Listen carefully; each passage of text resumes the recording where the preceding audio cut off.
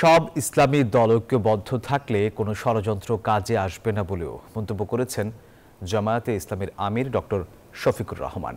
শনিবার রাজধানীর সোহরাওয়ার্দী উদ্যানে খেলাফত মজলিসের দ্বাদশ সাধারণ পরিষদের অধিবেশনে অংশ নিয়ে তিনি এই কথা বলেন।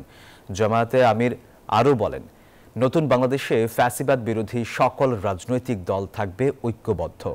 জামায়াতে ইসলাম ছাড়াও খেলাফত মজলিসের সাধারণ পরিষদের দ্বাদশ অধিবেশনে অংশ নেন বিএনপি, জামায়াত, এবি পার্টি, ইসলামী আন্দোলন সহ অন্যান্য দলের নেতাকর্মীরা।